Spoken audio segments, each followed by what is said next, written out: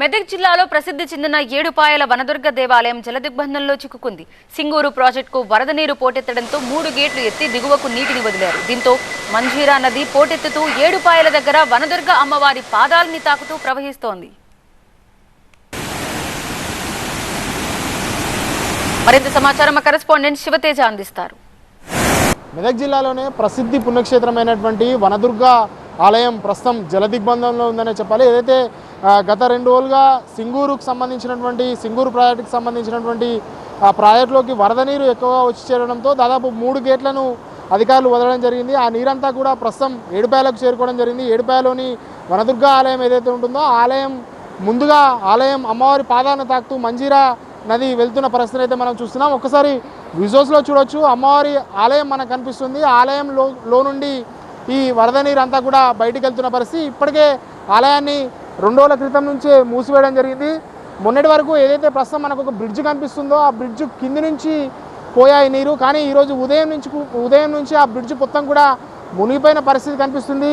ఆ బ్రిడ్జ్ పైనుంచి పెద్ద ఎత్తున వరద నీరు అంతా కూడా వెళ్తున్న పరిస్థితి అయితే కనిపిస్తుంది. సో ఉదయం నుంచి కూడా అమ్మవారి ఆలయాన్ని ఇటువైపు ఎవరిని కూడా రానియడం లేదు. భక్తులకు సంబంధించి భక్తులను కూడా రాజగోపురంలోనే అమ్మవారికి పూజలు అయితే నిర్వహిస్తున్నారు. ఒకసారి విజువల్స్లో చూస్తున్నాం, ఏదైతే రాజగోపురం ఉందో ఆ రాజగోపురంలోనే అమ్మవారికి పూజలు అయితే జరుగుతున్నాయి. ముఖ్యంగా బారికేడ్లను కూడా ఏర్పాటు చేయడం జరిగింది. రాజగోపురం వెనకాల సైడ్ బారికేడ్లను ఏర్పాటు చేశారు.